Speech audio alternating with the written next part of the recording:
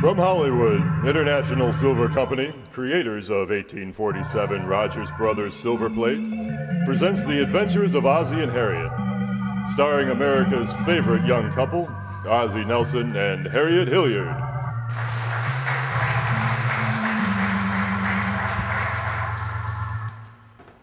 Well, folks, let's look in on the Nelson household at 1847 Rogers Road. It's late morning, but Ozzie and Harriet haven't even eaten breakfast yet. They were up quite late last night, and as we join them in the living room, they're discussing the events of the night before. Gee, that was a wonderful party last night, wasn't it, Harriet? Yeah, it certainly was. And it's amazing what happens to you after one glass of beer. Now, what is that supposed to mean? You trying to imply that one glass of beer made me, shall we say, a little hazy? We shall say it. It's ridiculous. After the party, I drove us home all right, didn't I? See what I mean? We're the ones who gave the party. I was just going along with the gag, Smarty. It was a very lovely party, and you know it.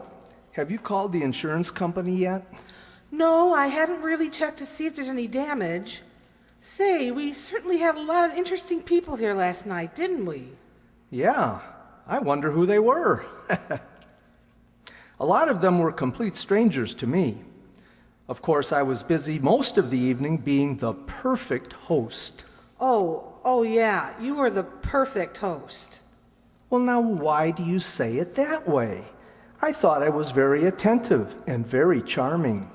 I hope you noticed that I admired each and every woman's dress as she walked into the room. Oh, you admired every woman's dress, all right. In fact, you mortified that one woman completely. Well, how should I know she wasn't wearing a bustle? Oh, say, and speaking of being a perfect host, how about the time you helped serve the sandwiches? I thought I served the sandwiches very well. Well, honey, there are certain things a guest takes for granted. You didn't have to keep saying, "They're free, they're free."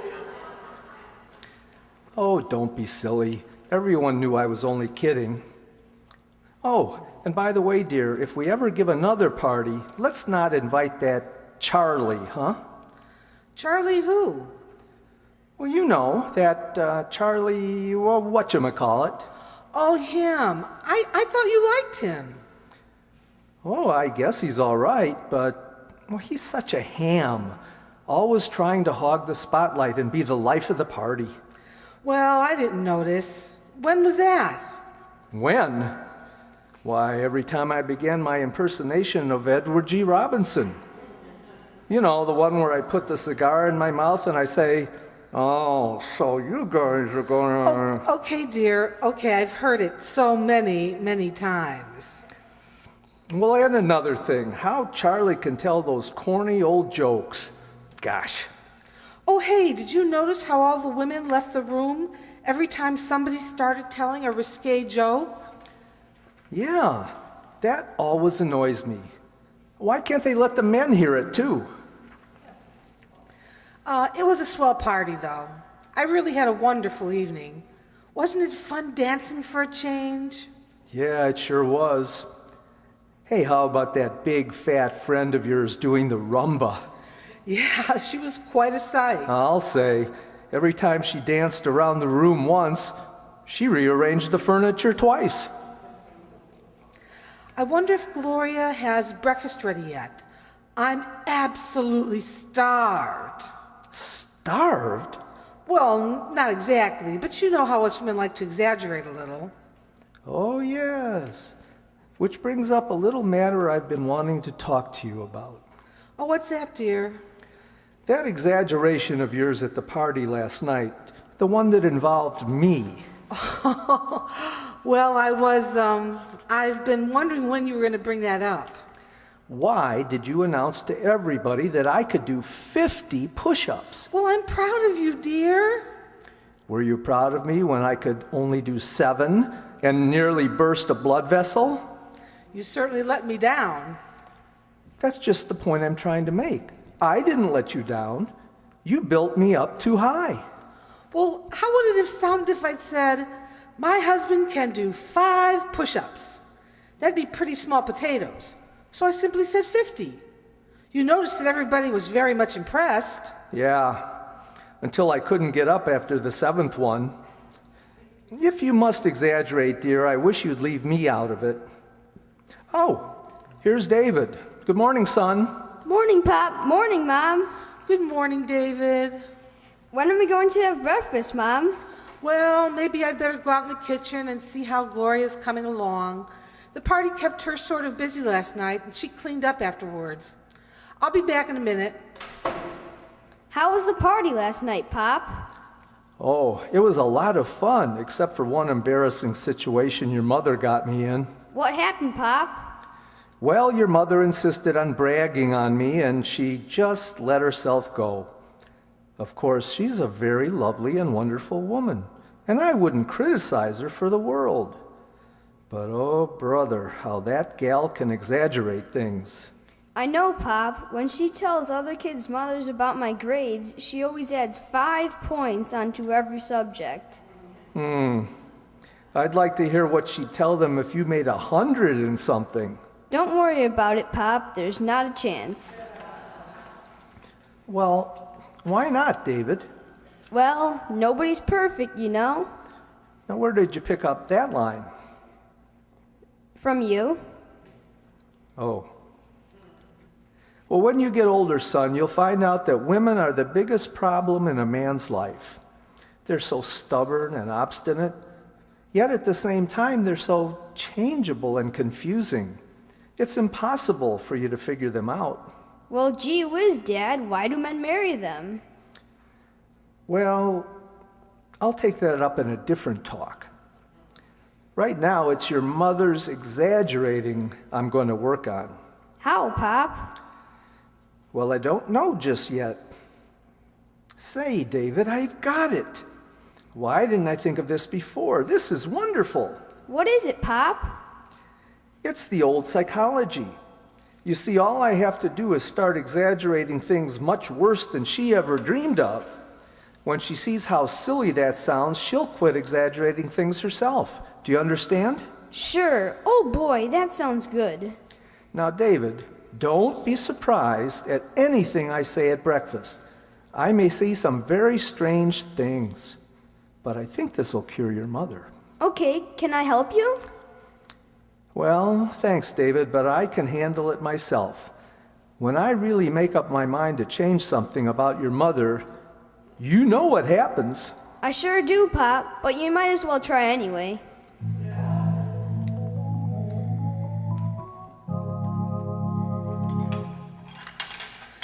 How's breakfast, dear? Oh, just fine. Oh, that's good. Gee, I'm starved. I haven't had anything to eat for 2 weeks. What'd you say, Pop? I said, I haven't had anything to eat for 2 weeks. Neither have I. What's the matter, dear? Nothing. Now listen to this, David. Oh, Harriet, did I ever tell you about that fellow in my lodge? What about him? Well, do you know what he had for breakfast every morning? 135 eggs. Sunny side up? Harriet, when I say that a fellow eats 135 eggs every morning, isn't there a certain bet you'd like to make with me? Of course. I'll bet you he likes eggs. Well, there's something else I'd like to mention. This fellow that eats the 135 eggs for breakfast, he also finishes off 50 quarts of milk, 10 loaves of bread, and 6 dozen wheat cakes. And a pickle. Another slice of bread, dear? Thank you.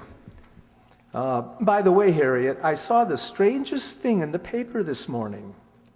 It's all about a boy with 2 heads. Oh, is that so? Another boy with 2 heads. There have been several cases like that lately. Well, this one is very unusual because one of his heads is smarter than the other. And this boy is in 4B and 4A at the same time. That's right. Half of him is in my class. A little more milk, dear? No thanks. I don't feel like eating anymore. I wonder what happened to Gloria. Well, I don't know, dear, but if you finish breakfast, I'll call her. Oh, Gloria! Gloria! Did you call me, Mrs. Nelson? Yes, Gloria, I did. We finished breakfast. I imagine you must be pretty tired after the party last night, huh? Oh, I don't mind. Just that one couple did keep me awake, though. Oh, who was that? After everyone else went home, there was one silly couple out on the porch, and they were mooning and cooing and talking mushy talk, and I just couldn't fall asleep. But Gloria, you can't hear anything on the porch from your room. You can if you lean out the window. Was there much food left over, Gloria? Well, let me see. There were 21 sandwiches. Oh, 21 sandwiches left over. Yes. And did you put them away? Well, I put away 11, but I couldn't eat another bite. Well, thanks to you, Gloria, everything at the party went smoothly, with the possible exception of those cocktails you mixed. Boy, they were really something. Oh, that's a wonderful drink, Mr. Nelson. I invented it myself. I call it the air pressure cocktail. The air pressure cocktail? One drink and you blow your top. Oh, so that's what it was. My boyfriend, Elmer, really knows how to make strong drinks.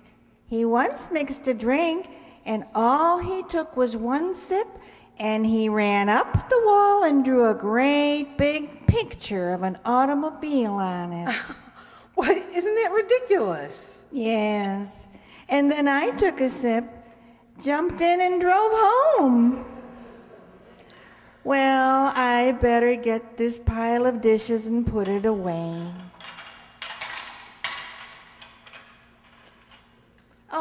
Oh, before I go, I knew there was something I wanted to tell you. You know that drain in the sink that we've had so much trouble with? Yes. Well, there was something left in some of the glasses, and I poured them in the sink. It's not clogged anymore. See you later. Harriet, did you hear that story Gloria told about the drink in the automobile? Yes, I thought it was very funny. You didn't think it was an exaggeration? Well, what do you mean, Ozzie? Well, I simply mean that you've become so accustomed to exaggerations, dear, that you don't even notice them anymore. Now, take that fantastic story I told you before about the guy eating 135 eggs, 10 loaves of bread, 6 dozen wheat cakes, and 50 quarts of milk in one meal. It didn't even surprise you. Well, why should it surprise me? I've had your relatives over for dinner. Your Uncle Peter could eat that guy under the table, and then eat the table right off of him. The last time your Uncle Peter had dinner here, you could reconstruct a skeleton of a cow from the bones on his plate. Harriet, it just so happens that my Uncle Peter hasn't even got any teeth. Then I've got news for you. He gummed us out of 40 red points. Harriet, I'm merely trying to show you how foolish it is to exaggerate things.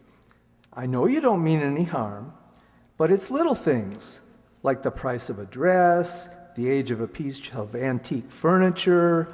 Another thing... Oh, my goodness. What's the matter, dear? Gee, I almost forgot. The antique man's coming this morning. Antique man? Harriet, you're not going to do the living room over again, are you? Well... But Harriet, I had a hard time wearing those chairs down so they fit me. Why, it would be like selling a part of me, a very important part of me. Well, I'm not sure I'm going to do it, honey. And even if I do, I'll be haggling for at least a month with the antique dealer, and maybe I'll change my mind. Excuse me, will you, dear? But Harriet, I haven't finished. Oh, you don't mind eating alone, do you? I mean about the exaggerating. Oh, that. I promise never to do it again as long as I live. Well, there's an exaggeration right there. I'm going to cure her of that exaggerating if it's the last thing I do. And there's a distinct possibility it will be the last thing I do.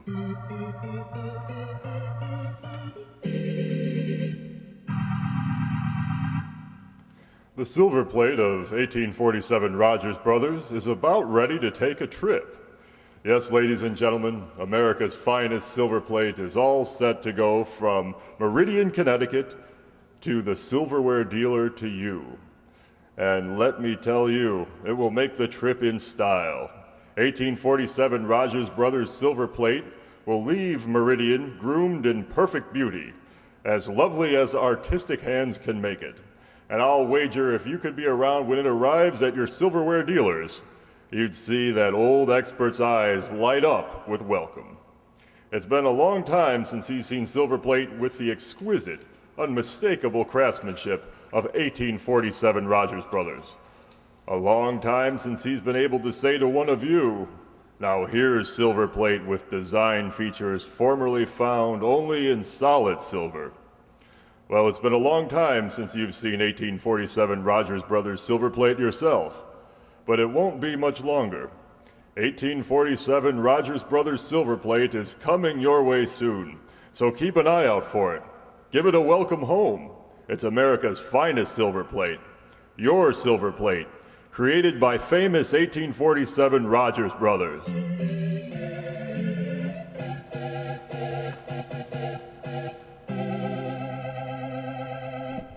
Well, OZZIE seems to have a problem on his hands trying to figure out a way to cure Harriet of her tendency to exaggerate things.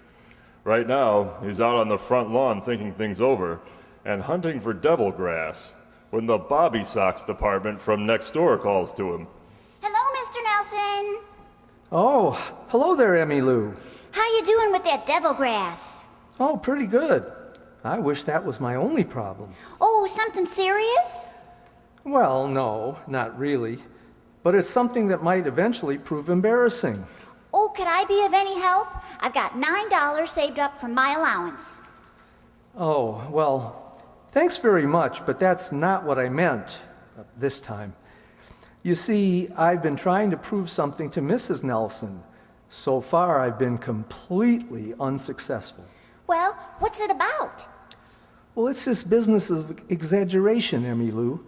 Why do women exaggerate anyway? Women don't exaggerate, Mr. Nelson. They don't? No, it's just that after they get done telling the truth, they keep on talking. Well, yeah, that does sound pretty reasonable, but I still don't understand it. Well, I'll try to explain it to you, Mr. Nelson. Now, suppose I'm introduced to some boy, and he's really an absolute goon. Do you imagine for one moment that I'm going to tell my girlfriends that I met a goon? Of course not. I tell them that I met the most divine man, an utterly handsome, simply super dreamboat. Oh, and then they think he's quite a guy, huh? Oh, no. Well, then they know he's a goon. I wouldn't have said all that. Emmy Lou, you're going to make some man a fine wife. You're confusing already. Let's get back to my problem. How am I going to stop Mrs. Nelson from exaggerating? Well, let me see now. Oh, I have an idea. You could, no, that wouldn't work. No, oh, say now, how does this sound to you? You could, no, that wouldn't work. Say, maybe I could... No, that wouldn't work either. It really is a problem, Mr. Nelson. Maybe I was on the right track before, when I was exaggerating things to show her how silly it sounded. That sounds like a good idea. I know, but it didn't work. Maybe I wasn't exaggerating the right things. Maybe I should get something she cares more about. Oh, who's that man going into your house? Oh, it's probably the antique dealer. Are you getting new furniture? Well, Mrs. Nelson thinks so. It wouldn't be new anyway. It would just be different old furniture. She's going to sell a few things to him, I think. Oh. As I was saying, if there were only... Hey, wait a minute. That's it. Antiques. Now that's something that Harriet is crazy about. Well, what are you going to do, Mr. Nelson? Boy, have I got an idea. When he tries to buy a piece of furniture, I'll put a figure on it that's so ridiculous he won't buy anything. That'll show Harriet where exaggeration can get you. That's a wonderful idea, Mr. Nelson. Go ahead. No, not yet. First, I'll wait till he's in the house and looking over something he seems to like. Then I'll come in with the surprises. By the time I get through, George Washington will have slept on every antique we have in the house, including the chandelier.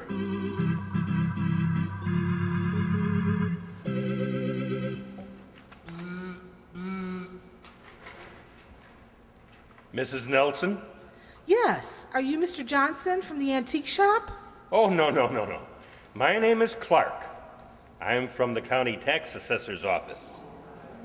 Just dropped in to get an estimate of your furniture so we can figure out your tax. This year, we're using Novocaine. Yeah. Well, you certainly seem happy at your work. Oh, I've been at it a long time. Know it like a book. Yes, ma'am. When I start assessing, I ain't just a guessing. Well, Yeah. if it's got to be done, it's got to be done. Here's the living room. Go ahead and assess. Okay. I'll start with this table here. Well, it's very nice. Looks moderately priced. I'd say $50. That's about right. Oh, hello, dear. Oh, hello, Harriet. Ozzie, this is Mr. Clark. How do you do? I was just looking this table over, Mr. Nelson. Your wife and I figure it's worth about $50. $50? Are you kidding? This table is worth $5,750. Ozzie! Is this on the level? Absolutely. Well, I'll take your word for it, but it just looks like an ordinary table to me. As a matter of fact, it was originally a footstool used by an old Scottish knight 8 feet tall. Of course, knights were longer in those days. Ozzie, dear, Mr. Clark is from the... And I suppose you think this piano here is an ordinary piano. Well, it looks like a regular piano. Well, sir, this is one of the most valuable antiques in all America. This happens to be the very piano that the finance company took back from Franz Schubert. Amazing! Are you sure of that? Well, why do you think he never finished the unfinished symphony? Oh. Say, I was wondering why he hadn't written anything lately. Yeah. Ozzie, why don't you let Mr. Clark judge these things himself? My wife is very modest about it, but practically everything in this room is a rare treasure. Oh, brother. Hey, I'd better mark some of these things down. Do you have a pencil? Well, here, you can borrow my pen. Thanks. Now, what would you say that piano and bench were worth, Mr. Nelson? Oh, really, Mr. Clark? Well, I that's don't... hard to say. Let me see. I tell you what, just put down any large figure. You won't be more than a few $100,000 off. Well, if you insist, I'll just... Oh, say, one thing I know ain't a rare antique is this pen you just handed me. Look, I got ink all over my hands. And besides, it's got the initial N on it for Nelson. Mr. Clark, N also stands for Napoleon, you know. It just so happens that was Napoleon's favorite pen. You mean he got ink on his fingers too? Why do you think he kept his hand inside his coat all the time? My. Say, Mrs. Nelson, you haven't entered the conversation. I'm a little sorry I entered the room. Oh, she's very modest about all this. Well, so much for the antiques. Let's get down to the everyday stuff like this floor lamp here. Oh, well, that's just a little... Mr. Clark, you have just succeeded not only in picking out one of the most valuable possessions in the house, you have picked out the most valuable. This floor lamp? That's right. This floor lamp, as you so casually put it, was once used by Julius Caesar. Oh, now wait a minute. Electricity wasn't even discovered then. Now do you see why it's so valuable? Oh, sure. Well, now tell me, Mr. Nelson, what about, would you say the contents of the house are worth, conservatively speaking? Oh, I'd say conservatively? $450,000. I give up. Well, thank you very much, Mr. Nelson. You've been most cooperative. It's been a pleasure, I'm sure, Mr. Clark. Mr. Nelson, before I go, may I say just one thing? Go right ahead.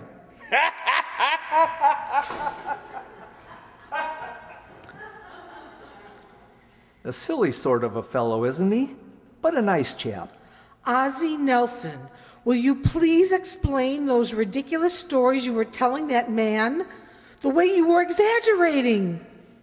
Oh, was I exaggerating? Well, you know you were, and it was very embarrassing to me. Ah, now you begin to understand how embarrassing it is to me when you exaggerate.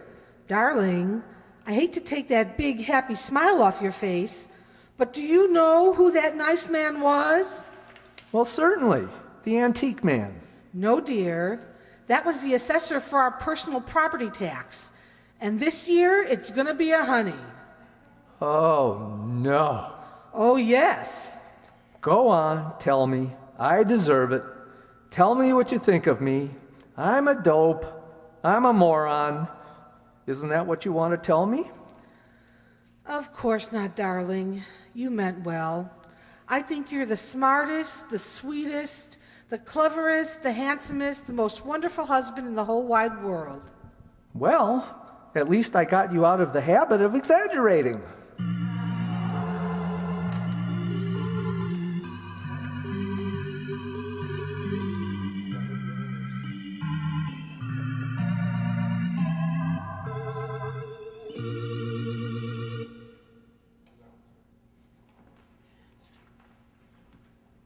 Ozzie and Harriet will be back in a moment, but first... But first, Mr. Smith, I have a bone to pick with you. Do you know what I did yesterday? I went to my silverware dealer and asked for 1847 Rogers Brothers silver plate. And did he have it? He said it could have sold. He said if he could have sold 1847 Rogers Brothers silver plate to all the people who have been asking for it the last 3 years, he could have been retired by now. I'm sorry, really sorry. But if you recall, all I've said is that 1847 Rogers Brothers silver plate will be back at your dealer soon. And that soon is getting closer every day.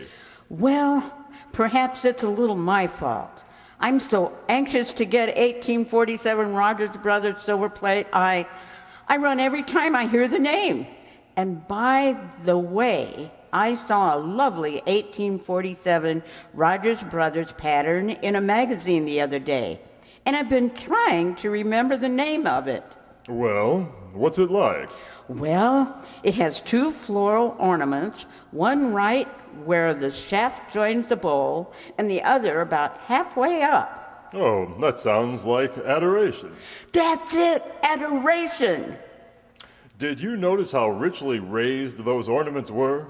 That's a feature exclusive with 1847 Rogers Brothers. That's the pattern for me. I won't take anything else. I don't care how long I have to wait. That's a sound resolution, madam. There's no silver plate more worth waiting for than 1847 Rogers Brothers. And now, back to Ozzie and Harriet. What's that paper you've got there, dear? It's a copy of our tax report.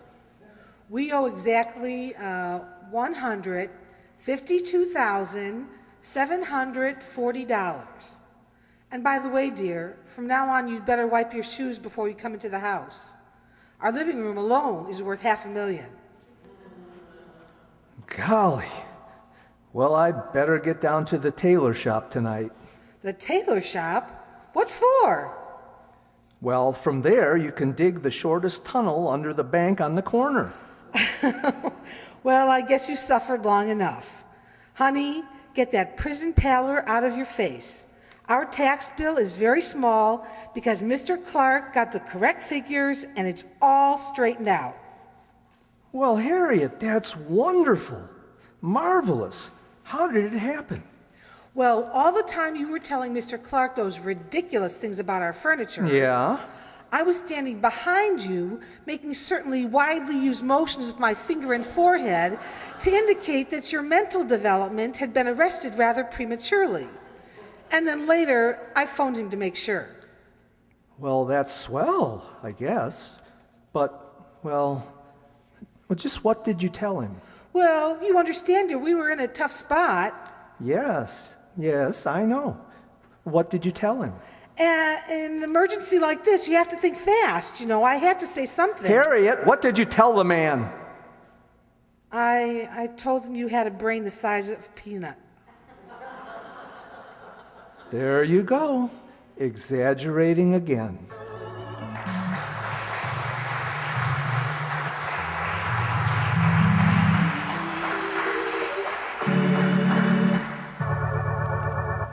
Well, that certainly should teach us all a lesson, shouldn't it? Tonight's Nelson family was played by Jay Summerfield as Ozzie,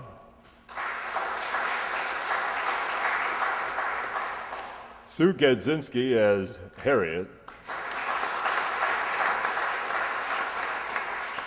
and Mercer Allendorfer as their son David. Others in the play were Donna Amesmeyer as that breathless, effervescent teenager, Emmy Lou.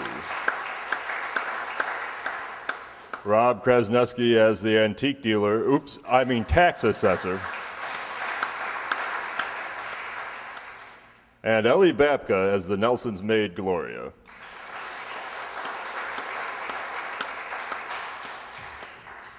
Selecting a silver plate pattern was Nell Brennan. Music was directed by Marianne Sadilek.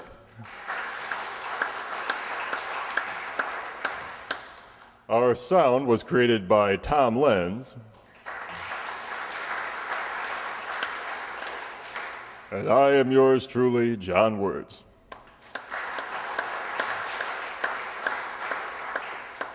We'd be remiss if we failed to thank our technical staff, without whom you wouldn't hear much of anything. John V. Gelsomino,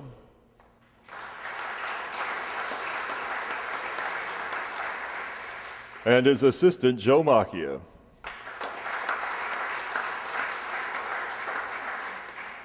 We're also very grateful to the Riverside Township Board, who sponsors these shows, and its supervisor, Rich Tusher.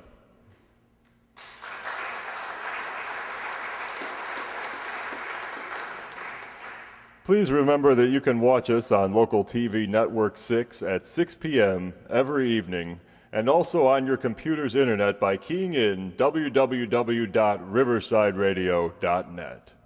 I'd also like to thank members of the Riverside Township Board, two of whom are here tonight, and I'd like them to stand so we can thank them for coming and supporting us.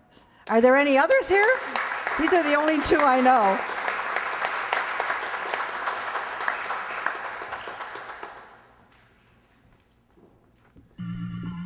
Good old International Silver Company, creators of 1847 Rogers Brothers Silverlight, invite you to come to be our audience again next month. Same time, same station. That'll be Friday, October 23rd at 7:30 p.m. when the Riverside Township radio players will present 2 more shows. Mr. and Mrs. Blandings. You know, they build a dream house. And also, in the hopes of getting you into a Halloween mood, Arch Obler's Murder in the Script. So thank you for being our audience tonight, as always, and we'll see you next month. And Ellie, did you have something else to say? Okay. All I have to say is, good night, Mr. Calabash, wherever you are.